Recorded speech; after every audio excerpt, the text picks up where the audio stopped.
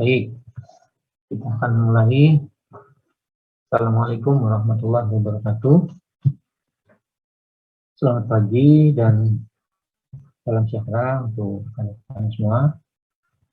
Kita berjumpa lagi, syukur alhamdulillah di pagi hari ini, hari Senin, jam 7 pagi. Kalau kampus, suasana mendung, sedikit rintik-rintik, tetapi semoga tidak mengurangi semangat kita untuk diskusi dan belajar untuk materi kita di pagi hari ini, yaitu analisis struktur statis tak tentu. Saya ingin melanjutkan materi dan posisi saat ini kita sedang membahas mengenai analisis struktur statis tak tentu dan kita akan membahas menggunakan metode gaya, Force Method. Minggu lalu kita sudah jelaskan mengenai landasan teorinya dan juga kemudian sudah kita aplikasikan pada contoh kasus balok. Nah, hari ini kita akan melanjutkan untuk kasus frame, tetapi saya beri kesempatan apakah ada yang masih bingung dengan materi yang sudah saya berikan di minggu lalu. Kiranya ada materi yang belum clear atau ada hal yang belum jelas, ada yang bingung, silakan untuk ditanyakan dengan cara raise hand terlebih dahulu.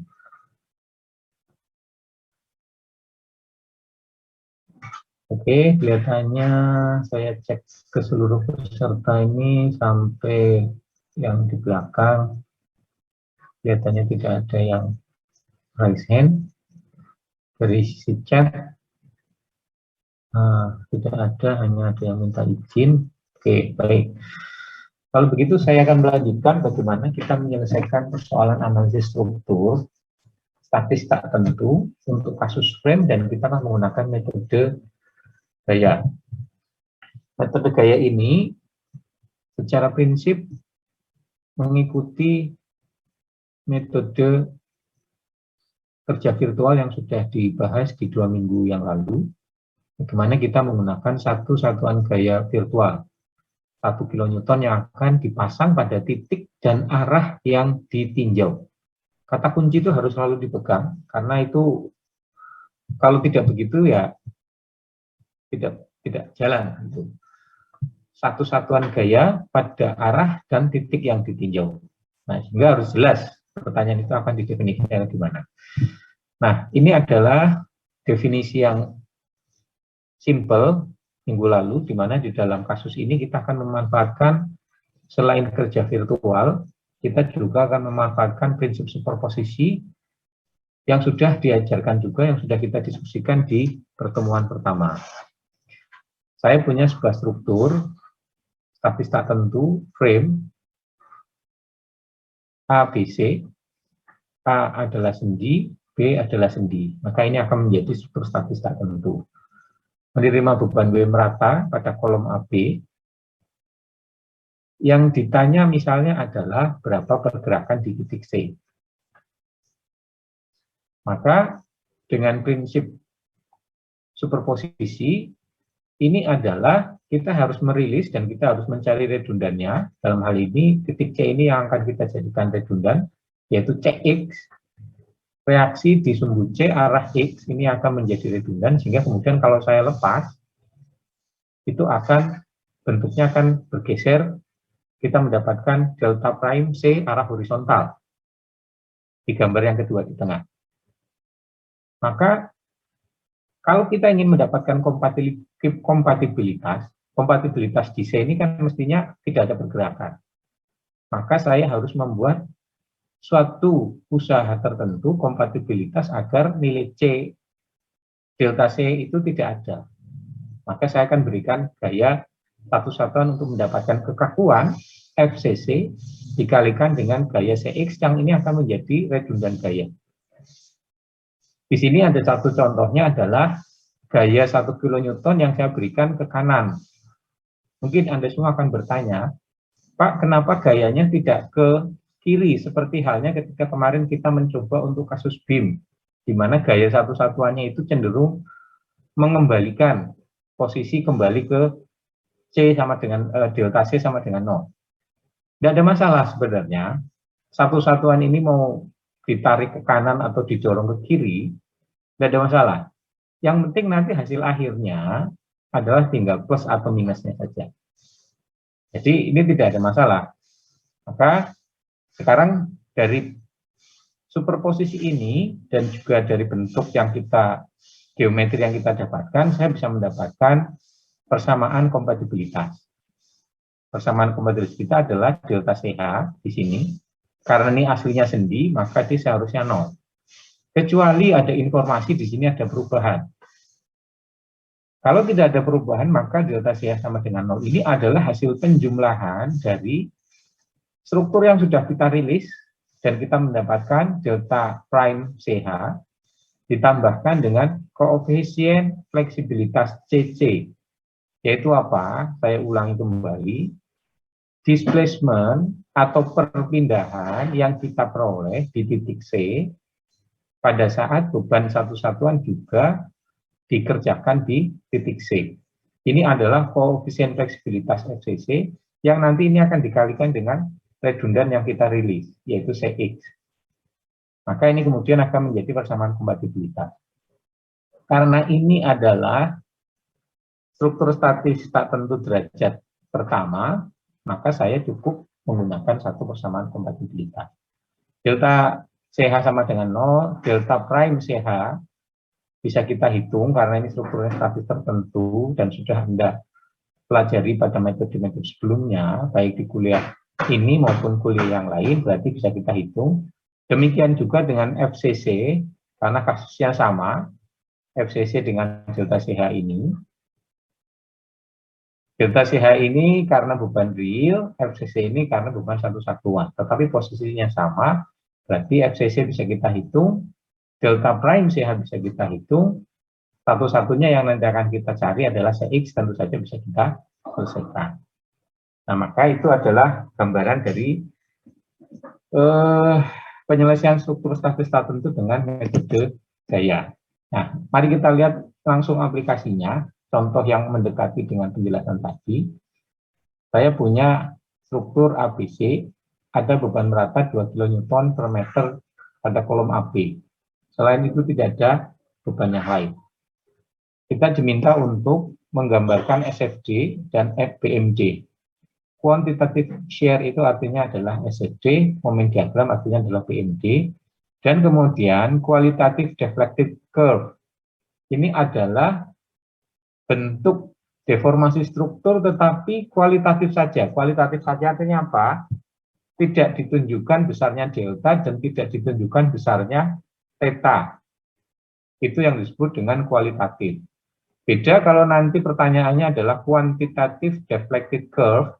Kalau pertanyaan itu Anda harus menghitung delta dan menghitung theta-nya.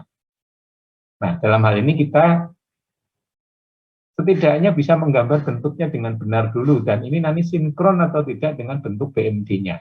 Poinnya di situ. Kalau Anda sudah punya logika mekanika yang baik, maka bisa menggambarkan atau bisa mensinkronkan antara BMD dari hitungan yang benar dengan kurva defleksinya. Nah, mari kita lihat. Ini adalah struktur aslinya. Maka secara reaksi saya bisa mendapatkan reaksi di A adalah AX dan AY, di C adalah ada CX dan CY. Karena beban 2 kN, kalau CX-nya saya jadikan redundan, maka akan terjadi pergeseran sebesar delta CH, dan ini tidak kompatibel dengan kondisi aslinya, maka ini harus dicarikan gaya sedemikian rupa nanti delta C sama dengan 0, delta C arah X sama dengan 0. Ini persamaan seperti yang tadi persis. Jadi tidak saya jelaskan kembali. Jaraknya ini adalah 6 kali 6, cukup sederhana. Maka ya ini adalah cara yang lain sebenarnya untuk Anda mau menghitung menggunakan metode Casliano. Metode Casliano ini sebenarnya adalah metode untuk mendapatkan pergerakan FCC dan menghitung pergerakan delta CH. Saya tidak tahu sejauh mana di mekanika bahan apakah Anda sudah diberikan cara ini, tapi Anda bisa menghitung menggunakan cara anything yang bisa Anda lakukan, toh ini strukturnya adalah statis tertentu. Jadi prinsip dari metode Castiglione ini adalah sebenarnya persamaannya mirip dengan yang sudah pernah kita pelajari kemarin. Jadi ini adalah delta CH, ini adalah beban P yang nanti akan kita hitung. Sama, Anda harus bisa menghitung, pertama adalah menghitung reaksi dengan cepat. Kalau ini ada bedanya dengan yang kemarin apa sih Pak? Maksudnya metode Castiglione itu kalau kemarin kan hitung satu-satu. Ini dihitung dulu, ini dihitung dulu. Kalau ini kita hitung bareng-bareng. Jadi kalau sudah semakin advance ketika Anda nanti mempunyai kemampuan logika mekanikanya, maka ini akan mudah kita selesaikan ketika ada beban 2 kali 6, ini akan digantikan dengan 12 beban titik, kemudian ini akan ada P, lalu saya akan mencarikan keseimbangan pada balok ini adalah free body diagramnya, kemudian pada kolom ini free body diagram. Ini tujuannya apa? Untuk mendapatkan SFD dan BMD pada balok BC, ini juga sama, tujuannya untuk mendapatkan SFD dan BMD pada kolom AB.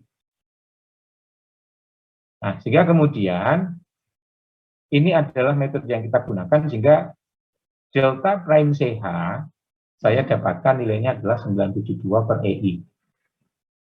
Silakan Anda pelajari, Anda runtut dengan baik bagaimana persamaan-persamaan ini diperoleh.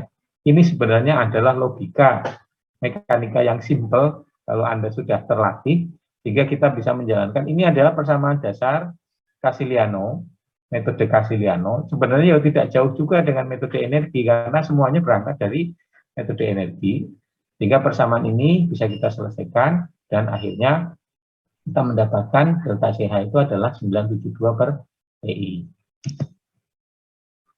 Cara yang sama kita gunakan untuk beban satu satuan. Di sini tidak ada lagi beban meratanya.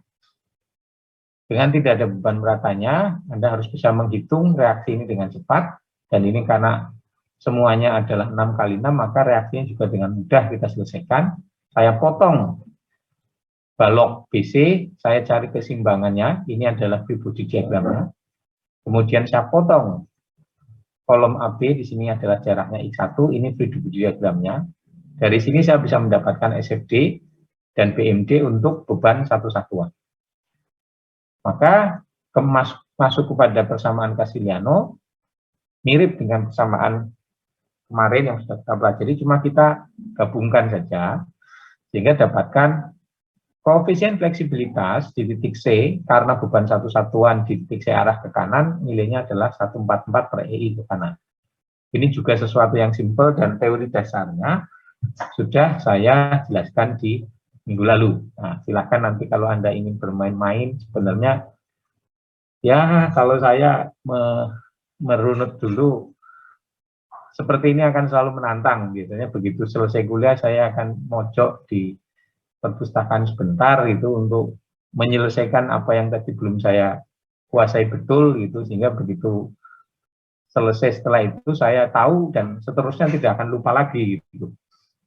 Nah, jadi tetapi bagaimana M1 sama dengan X1 kali P, bagaimana ini menjadi minus P, M aksen 2 sama dengan X2 kali P, ini gimana?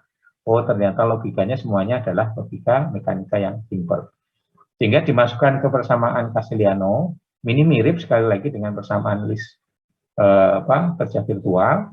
Saya dapatkan nilainya adalah plus 144 per EI. Kalau tandanya plus berarti arahnya sama dengan ini. Oke. Nah, ini adalah metode mendapatkan persamaan FCC dan delta prime C.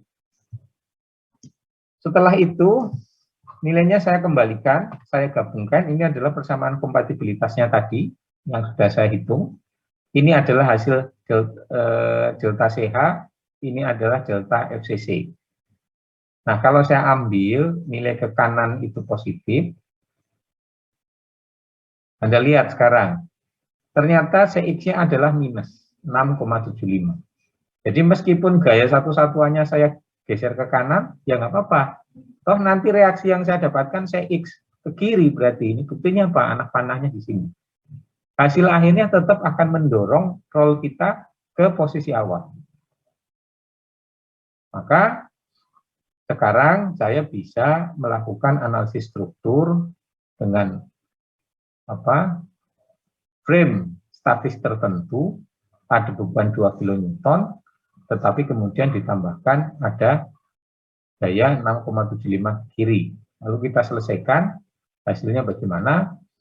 Hasilnya akan menjadi paling akhir seperti ini. Nah, ini yang kemudian minus 6,7-nya di mana? Ya ini, kalikan CX 1 kali minus kan berarti arahnya di sini sebenarnya akan ada ke sana. Atau kalau misalnya Anda perlu saya jelaskan, sebenarnya strukturnya akan di sini akan berubah menjadi ini adalah beban meratanya, ini sendi, kemudian di sini akan kita berikan gaya ke sana. Nah, ini struktur yang harus dihitung dengan statis tertentu, ini sudah berubah menjadi roll. Nah, kalau ini kan tinggal sigma gaya sama dengan 0, sigma momen sama dengan 0, maka bisa kita selesaikan. Reaksi akhirnya adalah seperti ini. Antara di A, reaksi vertikal ke atasnya 0,75, reaksi horizontalnya adalah 5,25, kemudian di C ada reaksi ke bawah 0,75, kemudian reaksi ke kirinya adalah 6,75. Nah, ini yang kemudian bisa kita hitung. Nah, dari sini tentunya baru pertanyaan berikutnya adalah gambar BMD, SFD, dan kurva defleksinya. Ini cara yang pembanding tadi, kalau kita ingin menggunakan gabungan Casiliano yang lebih cepat sekaligus, ya bisa kita selesaikan. Hasilnya sama, silakan nanti Anda bisa menggunakan persamaan yang sama, tetapi di sini sekarang langsung digabung, tidak lagi satu demi satu, intinya sama, ini jauh lebih cepat. Kalau di antara Anda yang sudah benar-benar memahami logika, prinsip yang cepat, ya boleh menggunakan Casiliano least work method. Metode Casiliano yang paling cepat, gitu. Least work itu artinya adalah metode yang paling cepat. Tetapi ya tuntutannya adalah bagaimana dari struktur ini Anda akan mendapatkan persamaan momennya. Nah, ini yang mungkin akan menjadi sedikit menantang bagaimana free body diagram pada masing-masing potongan ini untuk mendapatkan momen dan gaya geser. Oke, ini ketemunya tetapi sama, minus 675 atau 675 ke kiri. Nah, ini adalah hasil akhirnya. Ini gambar yang tadi, hasil dari hitung-hitungan kita dengan metode gaya. Ini adalah gambar SFD, kalau ada 5,25 ya ini 5,25, terus miring karena ini beban merata, ini kembali ke 0, sementara di sini adalah 0,75, SFD-nya turun ke bawah, jadi minus 0,75. Di atas di sini gaya gesernya adalah geser 675. Dari mana? 5,25 dikurangi 2 kali 6, 12, sisanya tinggal minus 675. Momennya berapa? Di sini 0. Karena apa? Sendi tidak bisa menahan momen. Di C juga 0. Karena apa? Tidak bisa menahan momen. Nah, di sini berapa? Ya, kita hitung saja. 0,75 kali 6. 0,75 kali 6 bentuk ketemunya adalah 4,5. Momennya apa? Kalau kelengkungannya begini, itu berarti kelengkungan negatif dan tidak ada gaya yang lain. Ini kan membuat kelengkungan begini. Jadi ini negatif. Ya, di sini momennya adalah negatif. Di sini karena pada satu titik yang sama dan di sini tetap harus siku-siku, di sini akan menjadi negatif juga. Nah, sementara momen yang di sini akan menjadi momen positif, sebenarnya mendorong gitu. Sehingga di sini adalah bentuknya melengkung begini karena ini beban merata. Di sini berapa titik pusatnya? Dihitung, ya bisa Anda hitung nanti dengan persamaan momen di sini dikurangi dari persamaan momen yang tadi ketemu sehingga nilai maksimalnya akan ada di 6,9. Positif, di sini 0. Nah, ini adalah kurva defleksinya. Anda bisa lihat di sini akan terjadi titik belok, ada inflection point. Nah, kalau begini berarti ini adalah momen positif, di sini adalah momen negatif. Di sini adalah momen negatif. Ini harus sama dengan 0, ini harus sama dengan 0. Nah, sekarang kita bisa melihat bahwa antara bentuk reaksi atau nilai-nilai reaksi SFJ, kemudian BMJ, itu semuanya cocok, konsisten. Nah, ini yang harus kita pahami. Sebenarnya, kalau Anda sudah punya tadi pemahaman yang baik, gambar kurva defleksinya ini sebenarnya sudah ketahuan sejak awal. Sudah ketahuan sejak awal. Nah, mestinya bentuknya menjadi seperti ini. Nah, ini harus Anda pahami, saya akan mundur sedikit dengan bentuk, nah ini, bentuk ini lihat. Bagaimana, ini detail-detail ini yang harus Anda cermati betul. Ketika C jadi roll, itu kurva defleksinya menjadi begini. Ketika bentuknya ini menjadi roll. Get the feeling, maksudnya dirasakan ketika C itu saya rilis, dia akan menggeser dan bentuk kurvanya menjadi begitu. Tetapi ketika C itu berupa sendi, ternyata bentuknya kelengkungannya ke sini. Bisa di logika atau tidak ini. Jadi Anda jangan hanya melihat gambar dan mendengarkan paparan saya sambil lalu, karena di dalam ini ada banyak informasi yang memang harus Anda resapi. Jadi perubahan ketika C ini adalah roll, garis putus-putusnya bergerak ke bawah. Ini. Momennya berarti momen positif. Ya. Cenderung momen positif. Lengkungannya kalau di sini adalah lengkungan positif. Ketika ini saya ubah jadi. Tapi begitu C-nya ini sebenarnya sendi, bentuk lengkungannya dia naik. Nah, proses ini yang harus Anda pahami logikanya. Tanpa harus melakukan suatu hitung-hitungan. Ya, tentu saja kalau mau dihitung dengan teoritik ya ketemu juga, tetapi sebenarnya oh iya logikanya kok gini ya.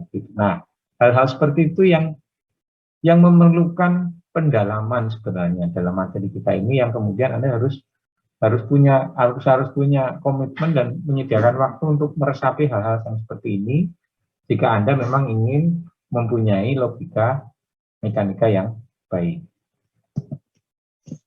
Oke, ini adalah contoh frame. Untuk kali ini contoh framenya cuma satu. Saya beri kesempatan kepada teman-teman, ada yang ingin bertanya, silakan. Kalau ingin bertanya, Pak, tadi metode Casiliano gimana?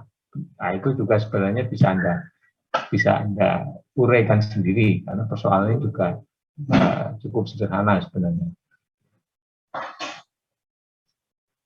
Ada pertanyaan?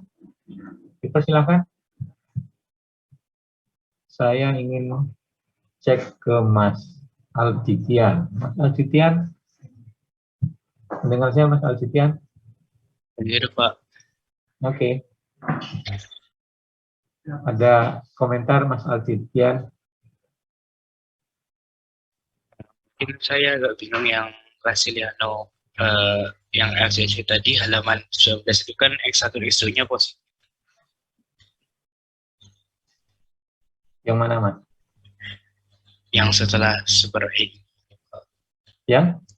Mungkin sebentar saya izin coret-coret ya. Yang ini kan positif. Kalau yang halaman 20 itu jadi negatif itu kenapa ya, Pak? Halaman 20 ini halaman berapa? Yang ini halaman, kalau di file PDF Bapak halaman 19 bawah. Berarti ini. Yang ini positif. Jadi positifnya yang mana? Yang halaman 20 bawah, Pak. Oh, yang ini. Jadi ya, Pak, yang ini jadi negatif. Oh. Kalau boleh tahu kenapa ya, Pak? Apa kira-kira, Mas? Loh, saya ingat saja, itu hanya masalah konsistensi. Kalau ini, kalau yang halaman ini, Anda lihat semua gayanya ke kanan. Di C itu arah X-nya semuanya ke kanan. Ya. Tetapi kalau di halaman ini, Anda lihat sekarang arahnya ke kiri. Ya.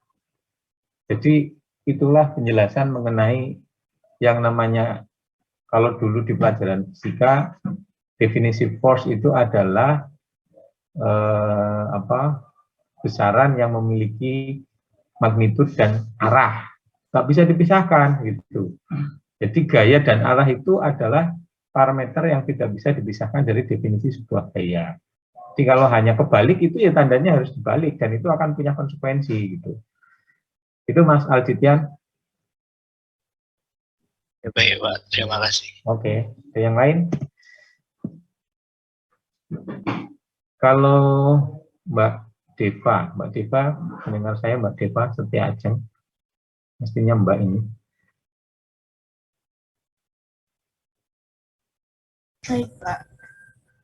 Mbak Deva kira-kira bisa memahami mengenai perubahan bentuk kurva defleksi antara ketika C ini sendi, di mana momennya ini adalah negatif, dan ini terkonfirmasi dengan PMD yang negatif, dengan ketika bentuknya ini saya ganti roll, di mana di sini kelengkungannya akan menjadi kelengkungan positif untuk balok PC.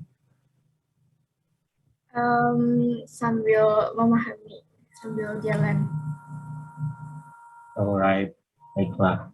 Ya, jadi sekali lagi informasi tentang mekanika gambar-gambar ini sungguh-sungguh tidak bisa hanya dilihat secara sekilas. Ya, memang harus Anda punya komitmen dan harus punya waktu kemudian merunut gitu. Anywhere sih sebenarnya Anda bisa melakukannya di perpustakaan, di co-working space dimanapun, atau any place yang Anda merasa comfort, sehingga kemudian Anda bisa sampai oh begini ya. Nah, sampai Anda benar-benar punya kelegaan seperti itu. Oh, ternyata prosesnya itu berjalan seperti itu, sehingga semua logika mekanika ini yang kemudian akan menjadi bekal Anda nanti bisa melihat dampak-dampak perubahan struktur yang baik gitu, memahami persoalan dan bisa mencari solusi dari persoalan-persoalan struktur yang nanti akan Anda jumpai. Oke, baik, saya akan lanjutkan cerita kita untuk yang berikutnya. Ini masih ada beberapa topik sebenarnya untuk metode gaya. Tadi sudah beam and frame, lalu kita akan masuk ke sekarang rangka batang dengan statis tak tentu di luar. Nanti kalau ada persoalan dengan temperatur dan sebagainya juga akan tambah menarik lagi.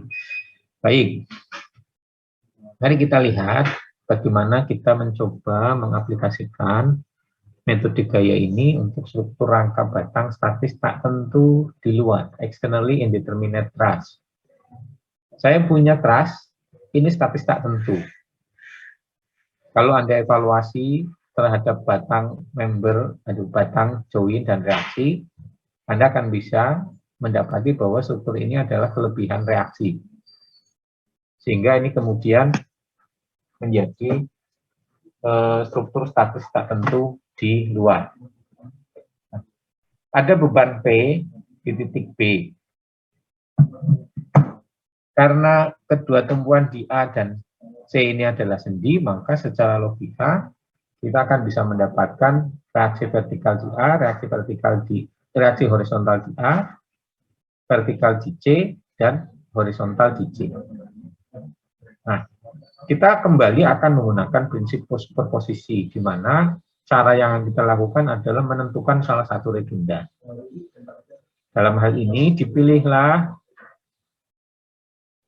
tumpuan C ini menjadi yang tadinya sendi akan kita ubah menjadi roll.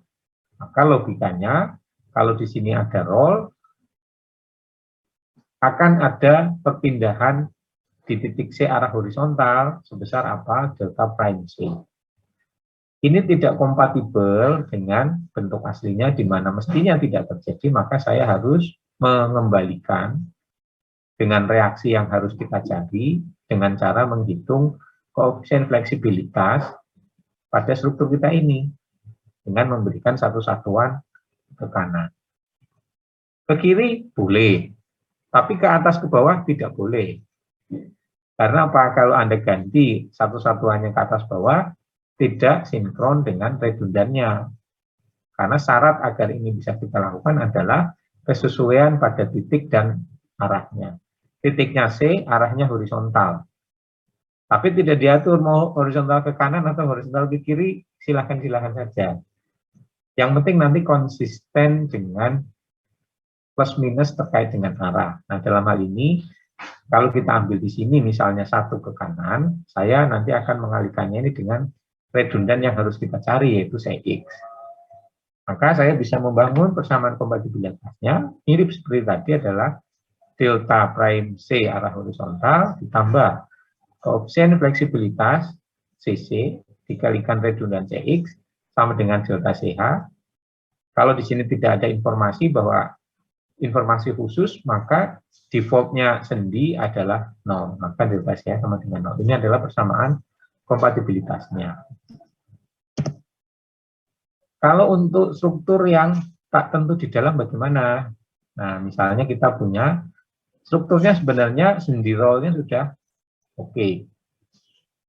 Ini A sendi, B roll, berarti tidak ada kendala dengan reaksi. Tetapi kalau kita hitung, batangnya itu nanti akan membuat persamaan 2J sama dengan M plus R itu, M-nya akan kelebihan. Nah, sehingga kemudian kita harus mencari tahu. Anda perhatikan dulu, ini adalah batang 1, batang 2, batang 3, batang 4. Nah, batang 5 dan 6 ini bersilangan saja, tanpa ada hubungan di sini.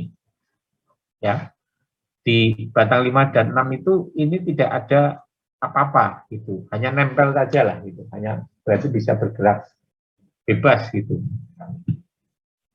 Sehingga tidak muncul batang baru di antara A sampai dengan titik persilangan ini. Yang namanya batang 6 ya dari A sampai titik C. Ini adalah batang 6. Batang 5 ya dari titik D sampai titik B. Tidak berhenti di persilangan ini. Nah, ini yang harus dipahami dulu. Pak, kalau misalnya bersilangan, bagaimana?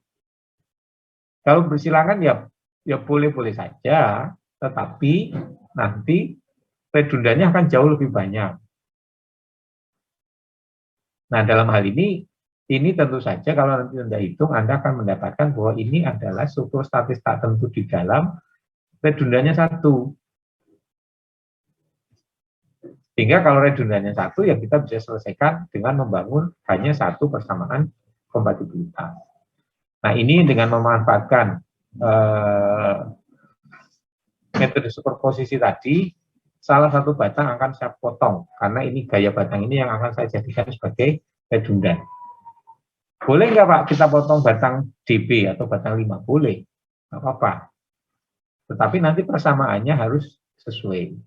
Dalam hal ini yang kita ambil adalah, karena batang AC ini yang akan saya jadikan redundan, maka di sini akan terjadi perubahan panjang, yaitu delta prime 6. Kenapa 6? Karena ini akan saya potong di batang 6. Untuk menyelesaikannya, saya harus mencari koefisien fleksibilitas batang 6 ketika beban itu juga saya pasang di batang 6. Maka muncul F66 dan ini akan dikalikan dengan gaya batang 6 yang sesungguhnya. Jika nanti apa? Strukturnya akan berubah menjadi struktur statis tertentu. Jumlah batangnya tidak masalah, tetapi akan ada gaya di AC menarik sebesar F6. Nah, ini nanti contoh ini akan ketemu lagi, akan kita selesaikan dengan metode matriks fleksibilitas di kuliah analisis metode matriks. Kasusnya sama persis gitu. Jadi kalau nanti Anda bisa cek perbandingannya seperti apa, sehingga tolong materi-materi yang diberikan di kuliah statis tak tentu ini harus Anda simpan, karena nanti akan Anda recall kembali pada saat nanti kuliah di statis struktur metode matrik. Contohnya hampir sama seperti ini. Atau malah sama persis soalnya seperti ini. Oke. Nah ini mari kita lihat aplikasinya. Saya punya struktur rangka batang. Joinnya cukup banyak. A, B, C, D, E. Kemudian ada beban 40 kN di D. Kemudian kita diminta untuk menentukan seluruh reaksi di tumpuan A, C, dan E, dan juga semua gaya batang, all member forces. Nilai E-nya adalah 200 GPa, kemudian luasannya adalah 500 mm persegi. Kita akan gunakan metode gaya untuk menyelesaikan persoalan ini. Nah, sekali lagi, Anda dilatih untuk bisa memahami, pertama adalah bagaimana reaksi yang muncul dan bagaimana adalah perubahan bentuknya. Kita akan menggunakan prinsip superposisi tentu saja, tetapi gambar ini harus Anda cermati dan Anda resapi betul. Ketika saya punya struktur statis tak tentu seperti ini, kemudian menerima beban 40 kN di D, pertama adalah reaksi. Ini hanya roll, berarti reaksinya ke atas. Ini sendi, berarti ada reaksi horizontal dan vertikal. E ini sendi, tetapi cara yang paling gampang reaksinya adalah searah dengan sumbu panjang dari batang ED atau DE. Sehingga di sini kita akan punya reaksi, dasarnya reaksinya akan menjadi seperti ini. Karena sendi itu sebenarnya kan gayanya bisa diuraikan nanti menjadi vertikal horizontal. Tinggal resultannya akan menjadi RE itu. Itu yang pertama yang harus Anda cermati dan Anda resapi bagaimana dari sistem struktur dan sistem pembebanan seperti ini, lalu muncul reaksi pada masing-masing supportnya. Poin yang kedua adalah Anda bisa membayangkan atau menggambarkan kurva deformasinya. Di sini digambarkan dengan garis yang putus-putus warna merah.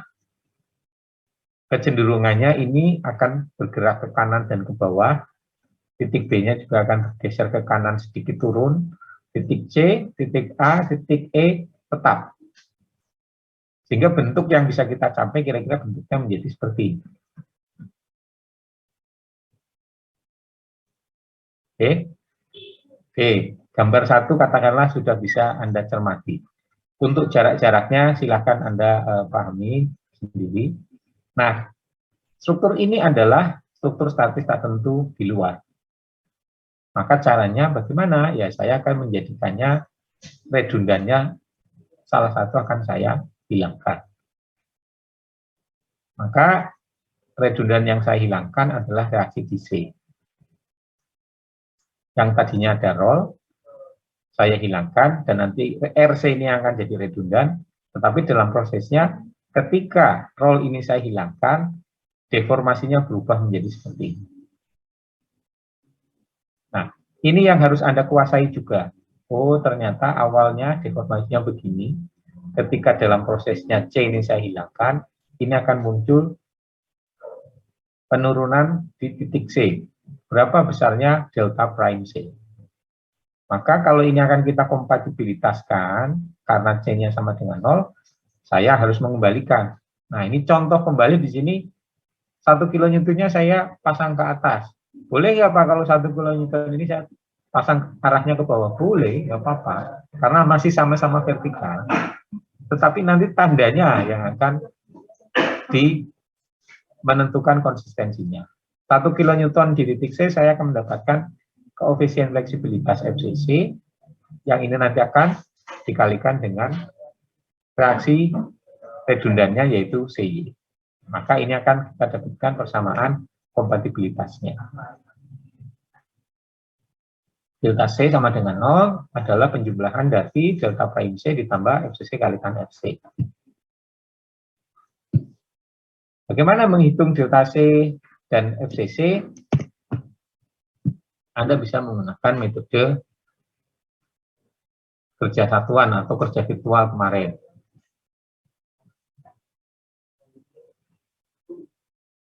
Ada N besar, ada N kecil. Masukkan 40, Anda selesaikan dulu. Ini adalah struktur statis tertentu. Kenapa tertentu? Ya, karena tidak ada pergerakan semuanya akan menjadi ini satu satuan. Nanti diselesaikan sendiri juga nggak masalah. Hingga ini Anda bisa mendapatkan nilai gaya batang karena beban real 40 kN. Lalu ini saya ganti dengan beban satu satuan. Ini adalah gaya batangnya, dan Anda bisa hitung dengan cara yang cukup cepat. Hingga kalau kita bisa mendapatkan persamaan ini, delta C-nya adalah sigma dari N kecil, N besar dari L. Ini pertemuan kita di minggu ke-2 atau ketiga? Ke-2, ya. Kita sudah bisa mendapatkan ini. Mestinya ini adalah 1 kali delta prime, kalau ini langsung gaya luarnya, ini 1 N-nya. Nah, sigmanya ketemu, maka dapatnya adalah 7,81 ke bawah. Kemudian FCC-nya, ini adalah N1 kecil, N1 kecil lagi per AE, sehingga saya akan mendapatkan nilainya adalah 1,41. Ini positif, arahnya ke bawah. Kalau Anda lihat di sini, 7,81 minus arahnya ke bawah. Konsistensi arah menjadi sangat penting. Nah, ini yang harus dipahami. Ini menggunakan metode unit load. Maka kemudian kita kembalikan ke persamaan dasarnya, bahwa kompatibilitas equation-nya adalah delta C sama dengan 0, sama dengan delta prime C ditambah C kalikan RC. Ini delta prime C-nya 7,81, arahnya sekarang ke bawah. Karena tadi negatif. Kalau positif ke bawah. Ini yang ke atas sudah benar. Kalau saya ambil untuk penyelesaian persamaan kompatibilitas ini, arah ke atas positif, saya selesaikan sehingga RC reaksi DC adalah 5,54 kN, positif arahnya ke atas. Maka sekarang struktur kita akan berubah menjadi seperti ini sebenarnya. Ini sudah ada, ini sudah ada, ini yang belakangan sebenarnya.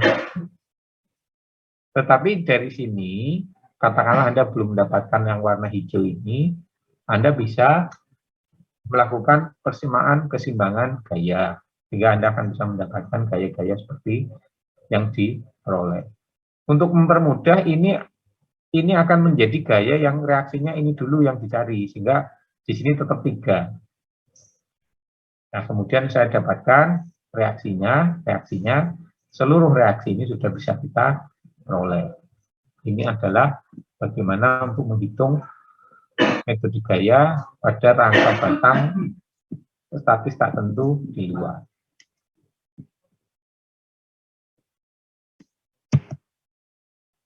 Ini cara yang paling cepat, yaitu metode Casiliano, metode yang tercepat. Sama, ini kita gabungkan secara keseluruhan, sehingga langsung ketemu RC-nya. Tapi sebenarnya menarik juga kalau Anda bisa mengurai persamaan ini. Jadi yang namanya Casiliano-Liskov ini adalah seluruhnya kita gabungkan. Ya, tentu saja ini akan menuntut pemahaman logika, mekanika yang lebih baik. Karena kalau satu demi satu kan lebih mudah. Selesaikan satu, baru dinafkan di persamaan kombinasi. Kalau ini seluruh persamaan sudah dikombinasikan, tetapi sebenarnya persamaannya ini saja. Asal Anda bisa mendapatkan nilai delta N1 dan delta RC, ya sudah bisa ketemu, sehingga kita dapatkan persamaannya lebih panjang saja, kemudian ketemunya sama-sama 5,5 kN. Itu contoh rangka statis tak tentu di luar tadi untuk kasus kelebihan reaksi. Kalau ini adalah kelebihan batang, sebentar saya cek saja dulu kalau masih sama. Oke. Nah, mungkin saya akan masuk dulu ke composite structure. Jadi ini nanti tolong dipelajari sendiri karena prosesnya sama, urut-urutannya sama, ya tinggal bagaimana Anda membangun persamaan kompatibilitasnya. Saya akan langsung masuk ke contoh yang disebut dengan struktur komposit. Kenapa kita sebut ini komposit? Karena ada dua sifat material. Ada dua sifat material dan saya perlu menjelaskan satu sifat yang disebut dengan kabel. Nah, saya punya sebuah struktur dan ini sangat familiar. Misalnya pada struktur kanopi yang panjang, ini pada hotel atau rumah sakit yang memerlukan drop off. Jadi kendaraan tamu berhenti di lobi, kemudian tamunya turun, mobilnya pergi. Tetapi tidak ingin ada kolom yang menahan kanopi drop off itu. Nah, sehingga apa? Kita gantung, gitu, kita tarik. Nah, yang dimaksud dengan struktur kabel ini adalah material yang sifatnya adalah tension only member. Jadi dia tidak bisa menahan selain tarik. Gaya batang kan bisa tekan, bisa momen, bisa geser kan? Tetapi yang namanya kabel itu adalah suatu sifat material yang hanya bisa menahan tarik saja. Yang disebut dengan tension only member. Berarti compression 0, geser 0, momen 0. Itulah definisi yang disebut dengan kabel. Kadang-kadang kalau di Indonesia agak sedikit confusing atau membingungkan dengan istilah kabel untuk listrik. Sebenarnya kalau listrik itu sebenarnya definisi yang lebih pas itu sebenarnya adalah wire bahasa Inggrisnya. Nah, kalau kita di sini yang namanya kabel dalam struktur ini adalah elemen yang mempunyai sifat tension only. Jadi dia hanya bisa menahan gaya tarik. Nah, mari kita lihat kasusnya seperti apa. Kita diminta untuk menghitung reaksi dan gaya tarik dari baja yang mensupport sistem ini. Diminta untuk mempertimbangkan antara bending dan aksial dari beamnya ini. Bending dan aksialnya. Kenapa? Karena kalau saya gambarkan,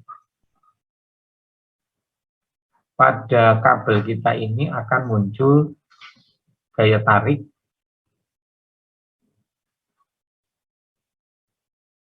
ini juga akan ada gaya tarik, nanti ini yang namanya sebuah kabel. Maka sebenarnya gaya tarik ini akan mendorong beam kita ke sana. Oke, jadi balok kita ini karena beban 5 kN dan di sini dijepit, maka kalau karena beban 5 kN kan kita nanti akan mendapatkan kira-kira bentuk perubahannya menjadi begini. Tapi di sisi lain kalau ini didorong, maka di sini akan juga ada pemendekan.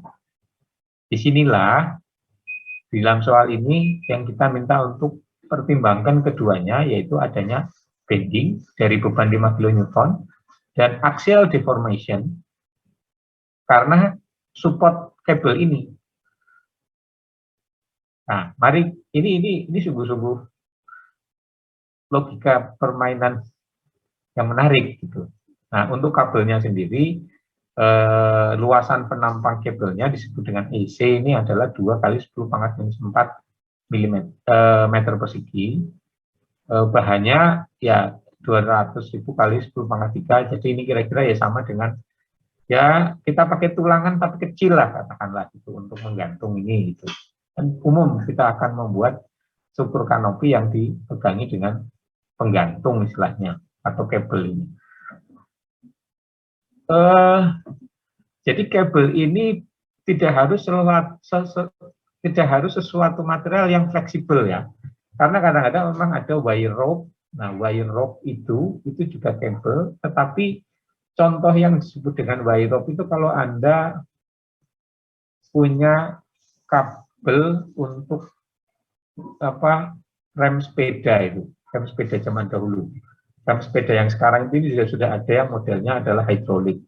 Kalau hidrolik ya nggak pakai itu, tetapi rem sepeda yang seri yang lama kan ada kabelnya. Kalau itu yang disebut dengan wire rope. Tapi kadang-kadang kabel ini juga bisa kita buat dari batang tulangan.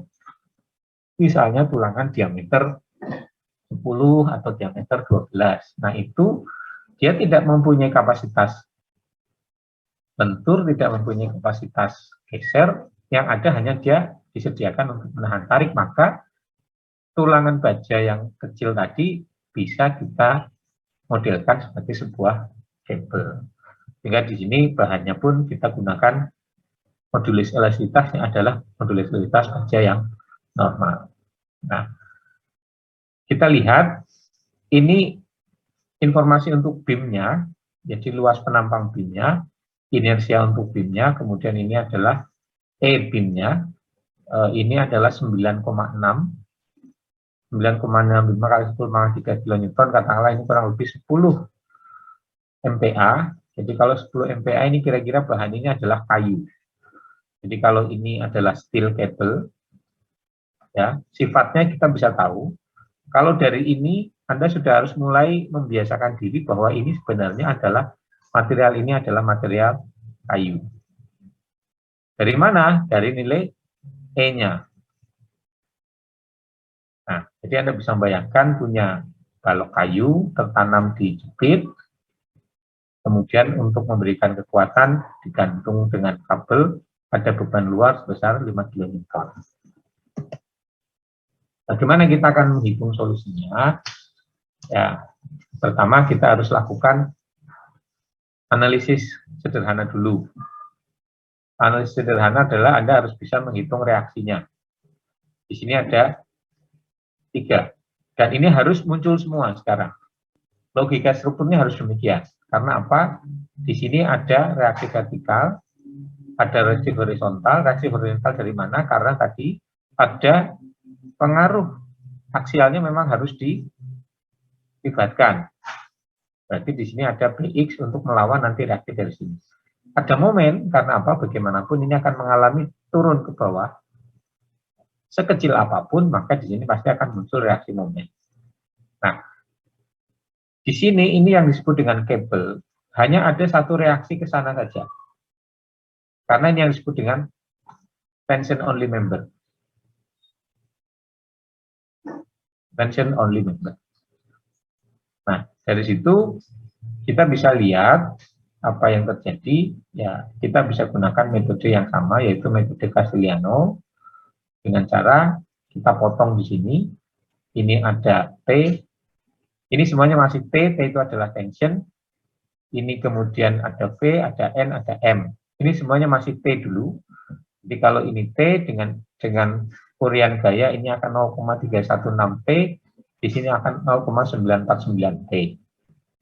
Kalau di sini ada 0,99 T, momennya bagaimana? Di sini ada momen 5X itu 5 dikalikan X, kemudian 3,6-nya adalah dari sini dikalikan jarak. Ya, ini bukan sesuatu yang rumit sebenarnya, kecuali Anda sudah merasa ini sesuatu yang rumit. Kemudian 0,316 TX itu adalah dari sini, 0,316 T dikalikan jaraknya adalah X, ini X-nya. Maka ini akan jadi momen. N ini dari mana? Ini kalau ini T diuraikan dengan 18,43 derajat, di sini akan saya dapatkan 0,99, maka N-nya akan menjadi minus 0,994 T. P-nya berapa? Ya, P-nya akan sama dengan ini saja, nanti dikurangi dengan sini. Nah, jadi ini sudah muncul dalam kondisi keseimbangan. Nah, dari sini, ya, kita akan bisa dengan persamaan Castigliano, delta C-nya yang akan kita cari. Delta C itu akan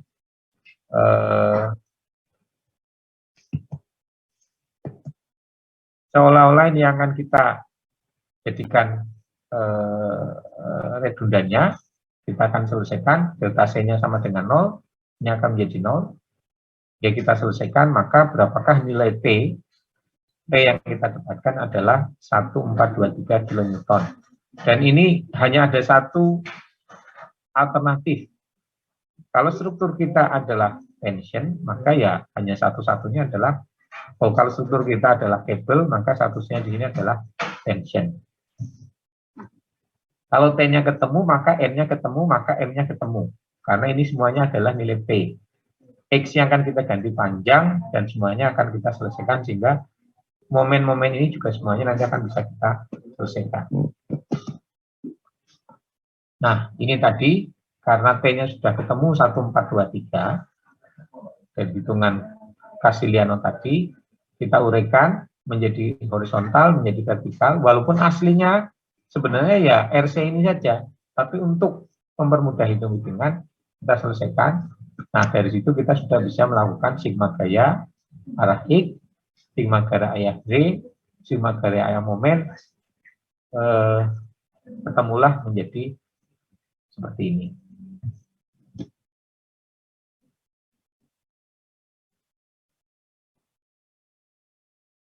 Nah, ini adalah contoh aplikasi metode gaya untuk struktur komposit di mana batangnya salah satunya kita gunakan kabel. Pak, kalau kabelnya misalnya kita pasang ke arah sini bagaimana? Tidak bisa. Kalau kita ganti batang di sini, ini nanti satu-satunya strukturnya adalah berubah menjadi struktur rangka biasa saja. Karena ini sudah menjadi compression member, berarti harus digunakan batang yang mempunyai kekakuan aksial. Jadi nggak bisa, kalau kabel harus ke atas, kalau ke bawah maka jadi rangka biasa. Ini yang harus Anda pahami mengenai logika bagaimana sistem struktur ini akan bekerja. Oke, ini adalah slide terakhir sepertinya untuk metode gaya. Nah, nanti saya akan share materi, nanti saya akan memberikan PR. PR-nya itu ada 2, tapi saya akan share dulu. Sebentar, ini saya stop share dulu.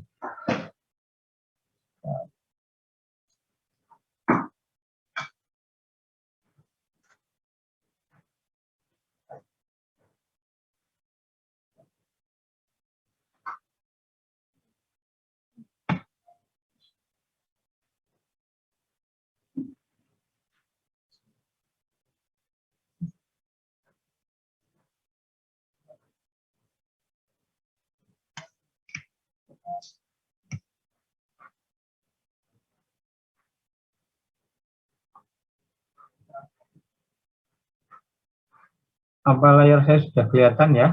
Salah satu bisa mengkonfirmasi. Sudah terlihat, Pak. Sudah ya.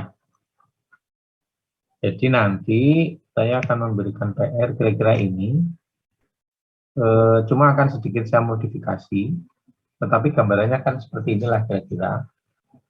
Yang pertama, bagaimana Anda akan menggunakan metode energi ketika saya ingin membuat sebuah jembatan, maka jembatan saya itu harus mempunyai camber atau kelengkungan awal. Nah, bentuk hasil, kalau kita tidak punya chamber itu akan ditunjukkan dengan garis yang warna hitam. Kemudian struktur ini akan diminta untuk naik sebesar nilai tertentu. Misalnya saya ambil camber di tengah bentang nilainya 25. Sehingga di sini harus naik 25, di sini harus naik. Kalau misalnya ini rasionya lurus ya nanti kita ambil misalnya di sini tinggal 18 misalnya. Ini tinggal 18. Ini berapa? Ya mungkin di sini tinggal 9 gitu. Ya, jadi kurang lebih seperti itu soalnya. Nah, tugas Anda adalah bagaimana mengatur pemotongan-pemotongan ini semua agar ketika dirangkai nanti jembatan kita ini akan mempunyai camber yang di bawah lah katakanlah sebesar target 25 di tengah. Di sini bisa bervariasi sebenarnya, tetapi nggak mungkin ini lurus, kemudian naik di tengah, kembali ke 0, lurus itu nggak bisa, itu namanya bukan camber. Nah, camber itu selalu pasti akan naik perlahan, kemudian target di sini adalah diambil misalnya 25. Nah, di sini nanti akan turun, ini akan turun. Nah, ini soal yang pertama, cuma mungkin akan saya tambahi ada beban titiknya gitu. Kalau di sini kan tidak ada beban titik, nanti mungkin akan saya tambahi dengan tambahan sedikit beban titik. Jadi mungkin sore nanti saya harapkan sudah bisa saya kirim lewat si master bagaimana gaya batang ini harus bisa di. Anda diizinkan untuk menggunakan Excel, Microsoft Excel, karena nanti hitungannya pasti akan sangat banyak. Ya kalau dihitung manual agak cukup banyak, tapi kalau Anda hitung dengan Excel akan jauh lebih cepat dan hasilnya mungkin akan lebih baik, sehingga kita akan punya semacam cut list atau apa namanya, daftar potong dari batang-batang yang harus dirangkai menjadi jembatan ini. Batang 1 panjangnya berapa, batang 2 panjangnya berapa, batang 3 berapa, 5 berapa. Nah, itu nanti akan ketemu sehingga kita akan bisa mendapatkan struktur jembatan dengan camber seperti ini.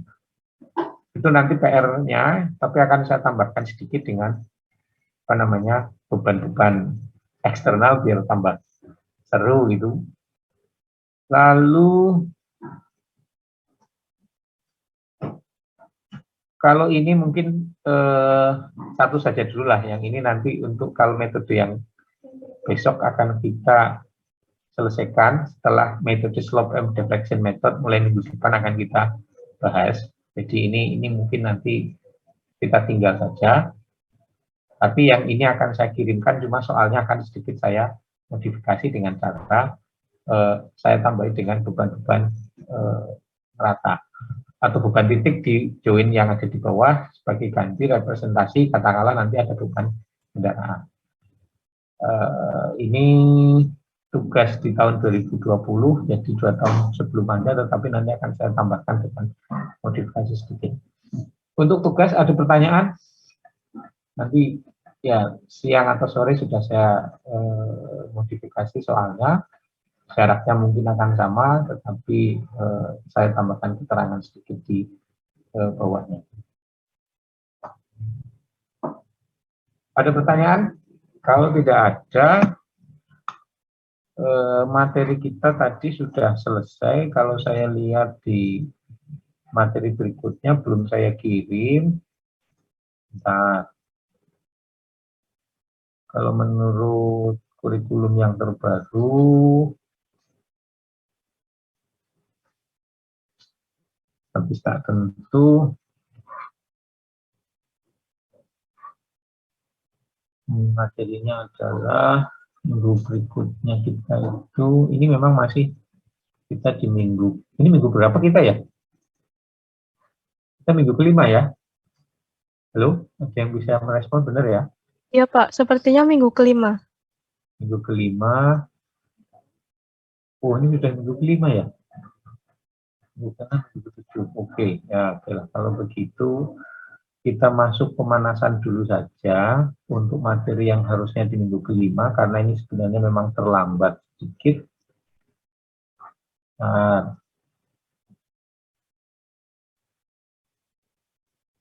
tentu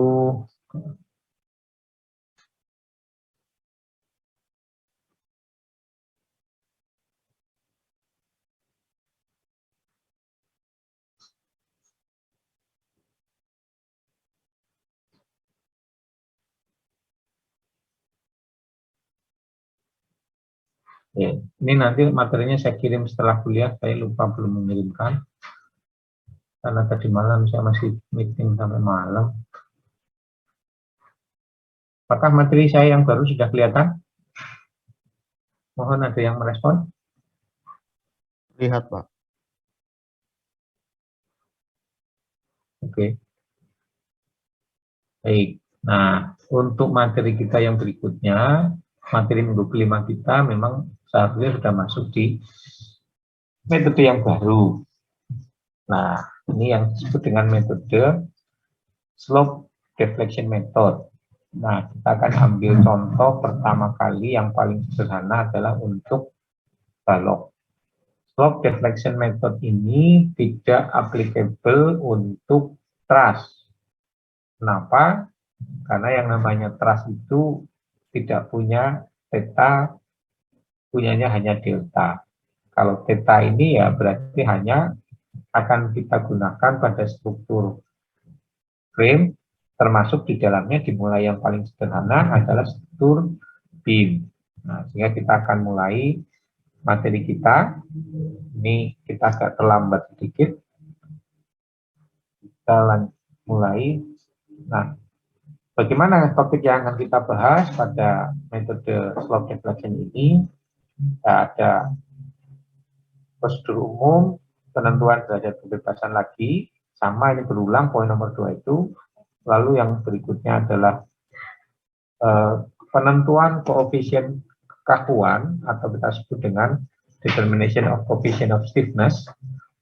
Lalu, nah kalau tadi materi kita banyak membahas mengenai fleksibilitas. Anda akan menggunakan FCC atau F11 atau F12 itu adalah koefisien fleksibilitas.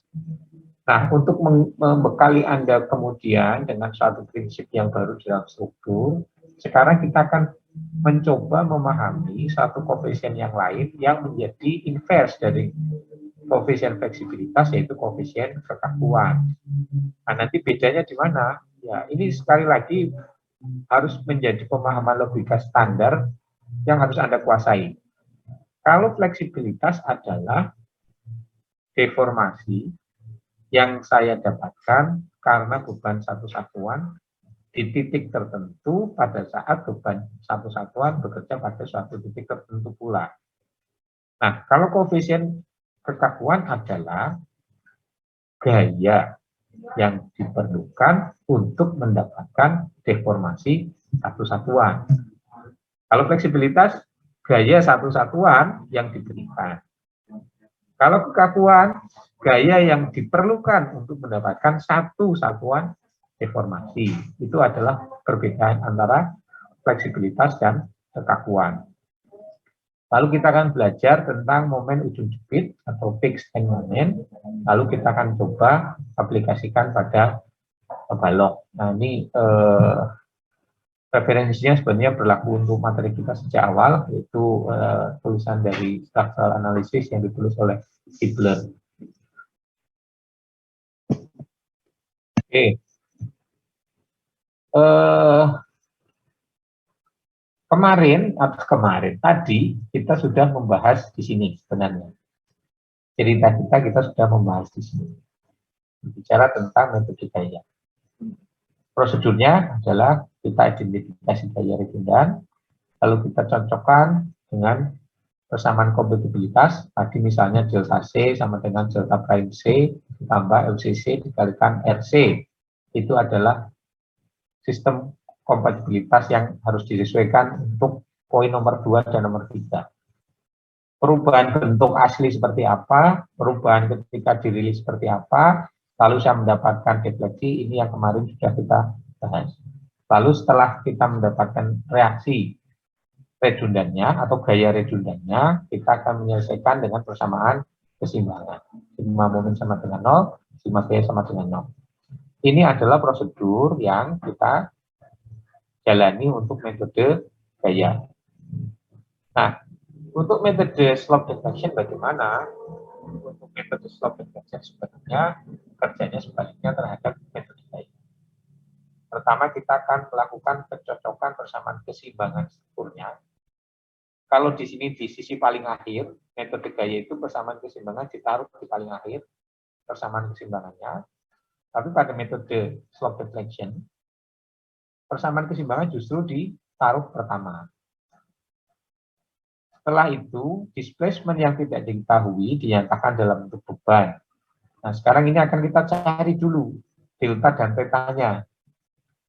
Nah, setelah ini kita dapatkan displacement yang tidak diketahui ini sebagai bentuk beban dengan suatu hubungan beban defleksi ini, kita akan bisa menjelaskan persamaan ini.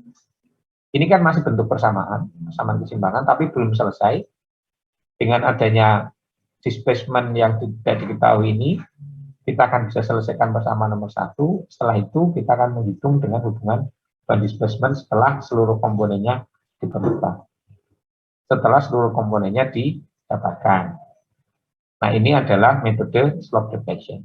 Ini nanti akan menjadi pengantar mengenai metode kekakuan. Ini tadi sudah kita bahas untuk metode fleksibilitas.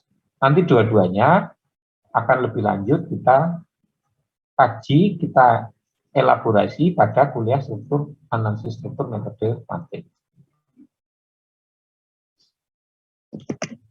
Nah, bagaimana kita akan melihat tentang metode slope detection ini? Kita lihat tentang pertama derajat kebebasan. Mirip sih sebenarnya dengan derajat ketidaktentuan. Tetapi yang membedakan apa? Pada metode gaya yang kemarin, selalu yang kita belum tahu itu adalah gaya. Baik reaksi yang berlebihan, atau gaya batang dari batang yang kelebihan. Itu yang filosofi pada saat kita bermain-main dengan metode gaya. Pada metode slope detection ini, derajat kebebasan yang ingin kita cari justru nilai yang muncul sebagai representasi dari defleksi. Contohnya bagaimana? Kita lihat di slide ini, kita mulai dari penjelasan, jika suatu struktur dibebani, maka suatu titik tertentu yang disebut dengan nodal atau node akan mengalami satu displacement yang terkait dengan derajat kebebasan, degree of freedom. Logikanya mirip-mirip saja dengan derajat ketidaktentuan. Saya punya struktur statis tak tentu, ini adalah sendi, ini adalah titik. Di sini saya belum memikirkan reaksinya dulu. Tetapi sekarang yang saya pikirkan adalah ketika struktur ini menerima momen M, maka pada tumpuan-tumpuan ini apa yang belum saya ketahui. Di B ini delta sama dengan 0, delta B sama dengan 0, delta B horizontal juga sama dengan 0, theta B sama dengan 0. Berarti di sini semuanya sudah terdefinisi. Sementara di A, delta vertikal sama dengan 0, delta horizontal sama dengan 0. Tetapi theta di A tidak sama dengan 0. Oh, berarti saya belum tahu nilai theta A. Maka pada kasus ini, saya akan menyebut struktur saya ini sebagai struktur dengan 1 degree of freedom. Struktur dengan 1 derajat kebebasan. Yaitu apa? Dalam hal ini adalah theta A.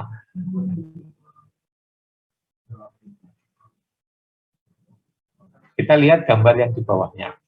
Saya sekarang punya struktur statis tak tentu juga. Kalau kita lihat ketidaktentuannya berapa, ya banyaklah pokoknya gitu. Bisa 3, bisa 4 gitu. Kalau ini gambarannya kan kira-kira 3. Kalau ini ingin saya jadikan sebagai cantilever kan saya harus membuang 2 reaksi di sini dan 1 reaksi kan berarti 3. Berarti 3 redundan. Berarti ketidaktentuannya 3 sebenarnya. Lalu kita akan membicarakan derajat ketidaktentuan menurut pemahaman metode gaya. Tapi sekarang kita berbicara metode slope deflection.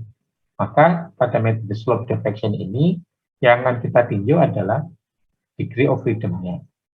Nah, saya punya struktur balok statis tak tentu, tumpuan di A adalah sendi, tumpuan di B adalah roll, dan tumpuan di C adalah jepit.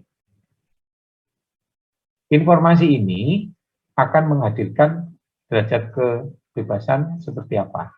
Delta di C, delta vertikal C sama dengan 0, delta horizontal C sama dengan 0, theta C sama dengan 0. Delta vertikal A 0, delta horizontal A sama dengan 0, theta A tidak sama dengan 0. Oh, berarti theta A perlu dicari, atau theta A perlu diketahui.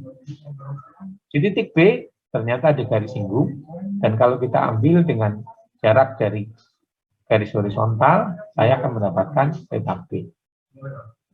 Dari sistem struktur ini, dan pembebanan seperti ini, P beban titik, saya akan mengatakan bahwa struktur ini memiliki 2 derajat kebebasan atau 2 degree of freedom, yaitu apa? Theta A dan theta B.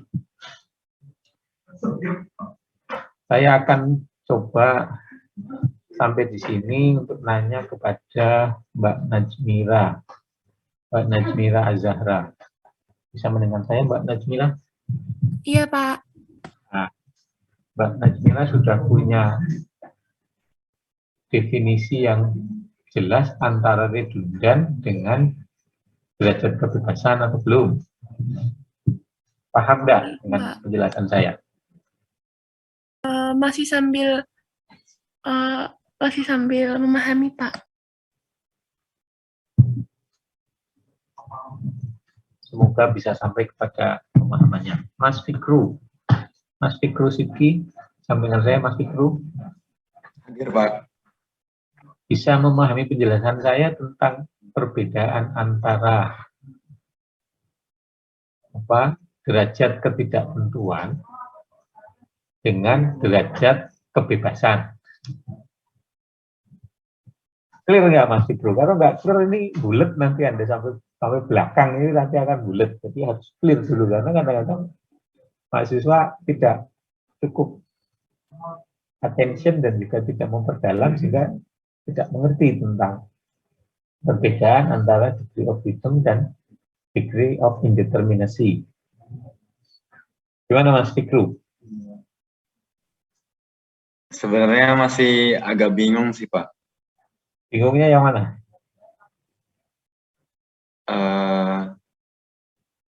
Perbedaannya tadi, Pak. Ya. Saya ingin bertanya lagi.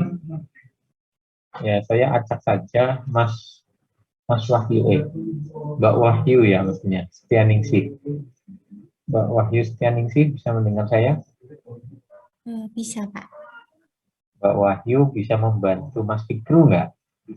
Perbedaan antara derajat ketidaktentuan dengan derajat kebebasan. Dari materi yang tadi, kemudian dibandingkan dengan yang sekarang. Saya juga masih agak bingung, Pak. Aduh, gimana nih? Ada yang ingin bantu? Siapa yang biasa volunteer di sini? Voluntary untuk bisa membantu? Silakan. Salah nggak apa-apa. Yang penting Anda mencoba memberitahu saya dan teman-temannya pemahamannya. Satu lagi, Mas Zaidan Muhammad Farhan. Mas Zaidan, bisa mendengar saya? Bisa, Pak. Gimana Mas Zaidan bisa membantu saya dan teman-teman untuk membedakan degree of indeterminacy and degree of freedom?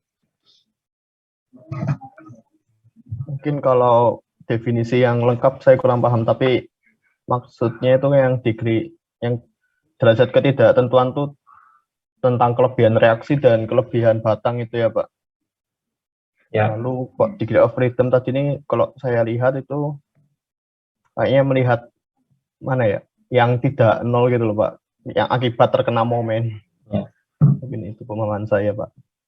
Baik, saya bantu ya. Ini benar-benar harus clear, karena kalau Anda tidak paham, dan ini bukan sesuatu yang harus dihafalkan seperti Anda menghafalkan Pancasila 1, ketuhanan yang Maha Esa dan seterusnya. Ini benar-benar sesuatu yang harus menjadi logika. Anda menjadi engineer itu diharapkan memang menjadi logika dan Anda kemudian menjadi tertarik gitu, menjadi senang aku ngerti. Dan yang di ngertiin itu adalah bidang analisis struktur.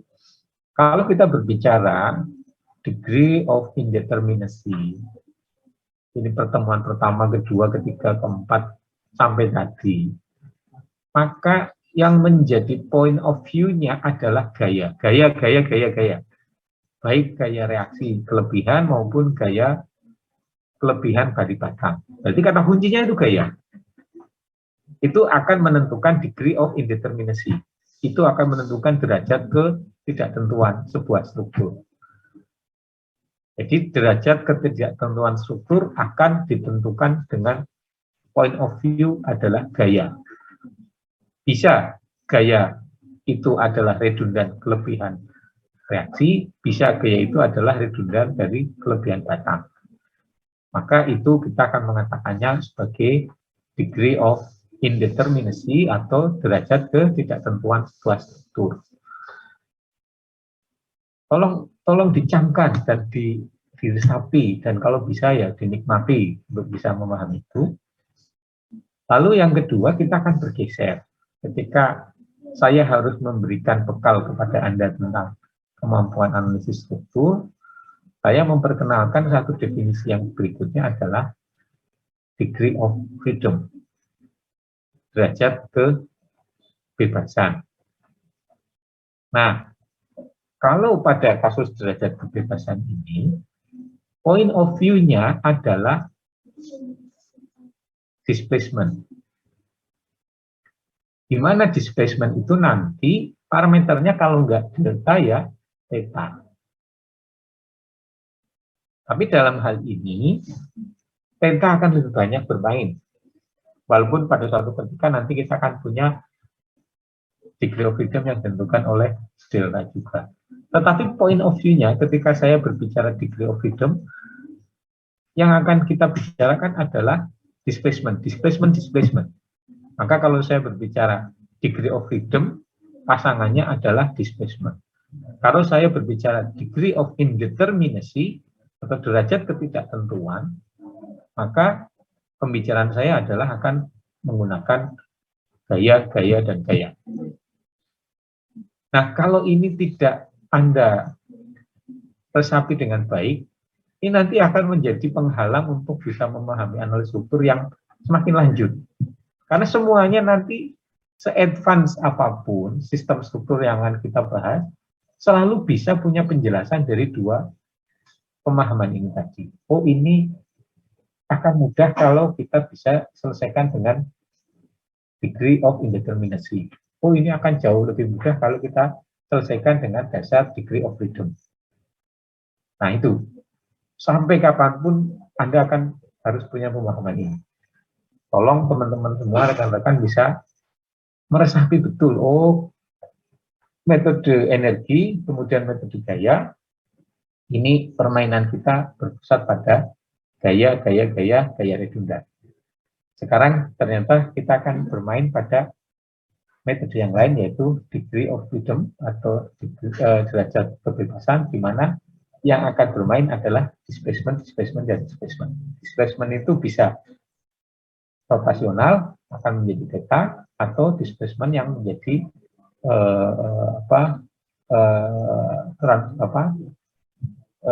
linear, yaitu dalam bentuk delta. Nah, dari situ sekarang kita bisa lihat, kembali ke gambar ini, dan sekali lagi, kalau struktur ini derajat ketidaktentuannya banyak, ya minimal 3 lah, gitu. Karena ini sendi, ini jepit, kalau ini saya selisih buang 2, ini buang 1, kan berarti kelebihannya kan 3, berarti degree of indeterminacy-nya 3. Tetapi kalau saya berbicara degree of freedom, ternyata cuma 1. Di sini berarti 4 mungkin katakanlah degree of indeterminacy-nya, karena ini jepit, roll, sendi. Nah, tetapi kalau saya berbicara degree of freedom, di sini hanya ada 2, yaitu theta A dan theta B. Itu yang harus dipahami lebih dahulu.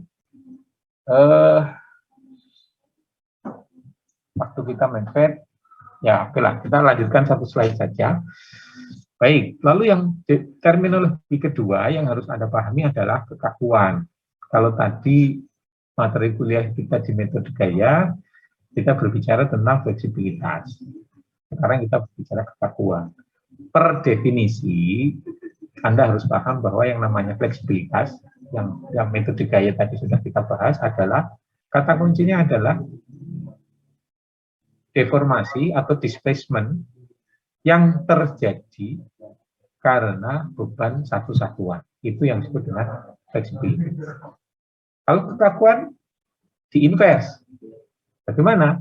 Kalau membicarakan kekakuan adalah gaya yang diperlukan untuk mendapatkan satu satuan displacement. Nah, itulah yang akan kita pakai untuk definisi kekakuan.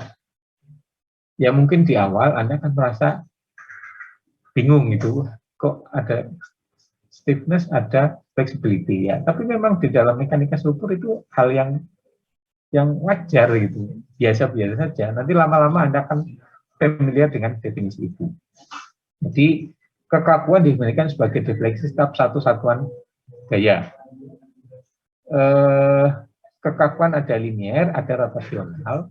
Jadi stiffness kekakuan, linear, ada rotasional. Jadi kalau saya berbicara stiffness itu ada rotasional stiffness, ada linear stiffness. Nah,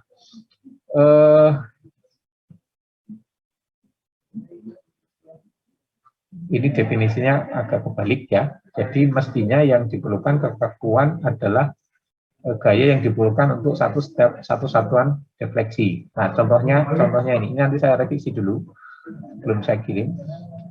Ini adalah sebuah struktur sendi jepit seperti yang tadi. Ini sendi dan jepit, tapi poinnya di sini saya berbicara tentang degree of freedom. Kalau di sini saya akan berbicara kekakuan. Kekakuan sebenarnya adalah gaya yang diperlukan untuk menghasilkan satu satuan deformasi atau displacement, di mana di sini siswatanya adalah rotasional, sehingga di sini akan menjadi kekakuan rotasional. Untuk saya bisa mendapatkan satu satuan rotasional, maka saya akan memerlukan gaya rotasi sebesar KAA. Tapi kalau saya ingin mendapatkan gaya, atau saya harus memberikan gaya KAA, maka di ujung jauh otomatis akan muncul reaksi KPA.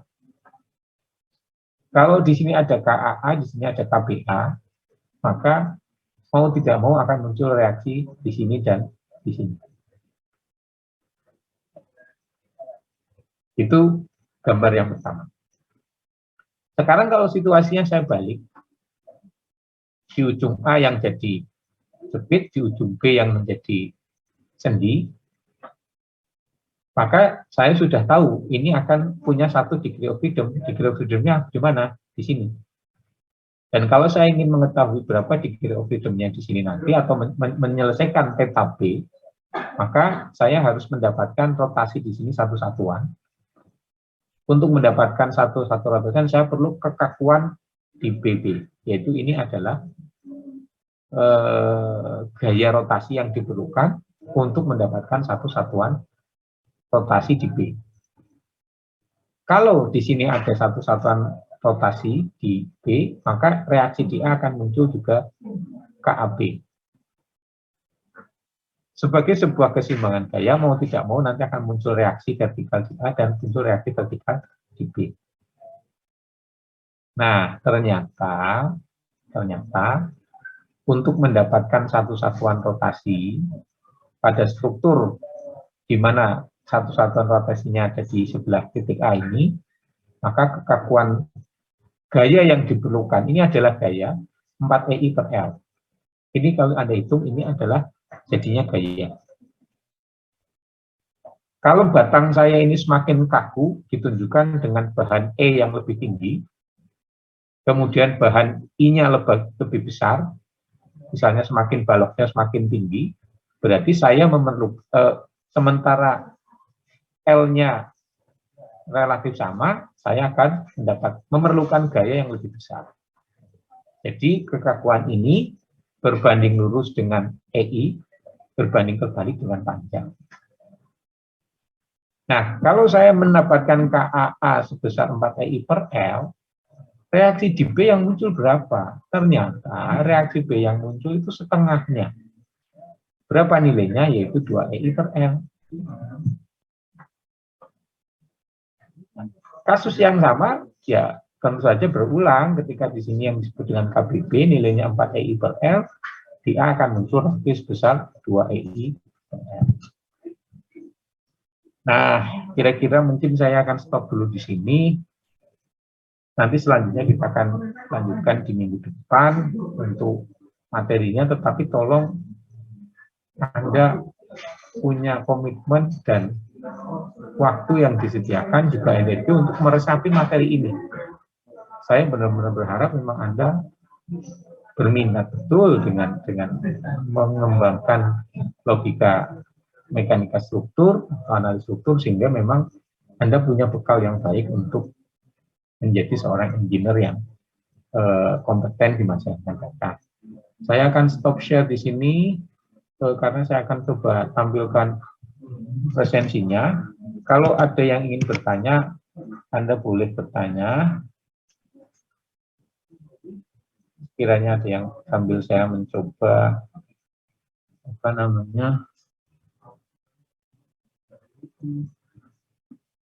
menunjukkan apakah sistem kita ini berjalan atau tidak. Oke, ini jalan.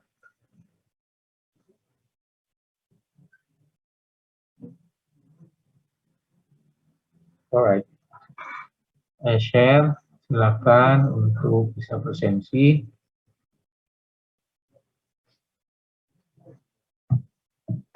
Sambil mungkin ada yang ingin bertanya, nanti materi ini akan segera saya kirim untuk bisa Anda pelajari. Baru 2 slide, mestinya nggak ada masalah.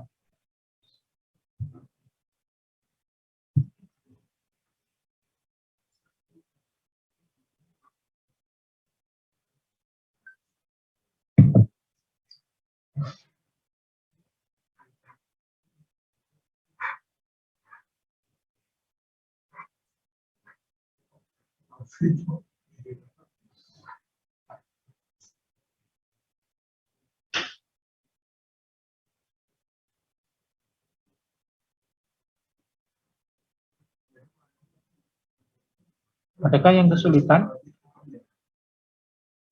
Ini kalau partisipan di Zoom ada 44, termasuk saya, kan berarti mahasiswa mestinya ada 43, yang presentasi hanya 39. Oke, ya monggo yang tidak bisa presentasi silakan nanti menghubungi pengajaran. Kalau tidak ada, sekali lagi mohon sediakan waktu untuk bisa mengulangi materi-materi yang sudah diberikan, karena ini kalau Anda hanya mendengarkan di kuliah, agak sulit untuk bisa sampai pada tingkat pemahaman yang baik.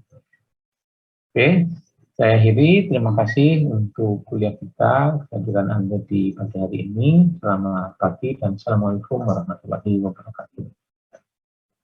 Waalaikumsalam warahmatullahi Waalaikumsalam. wabarakatuh. Terima kasih, Pak. Terima kasih, Pak. Selamat pagi.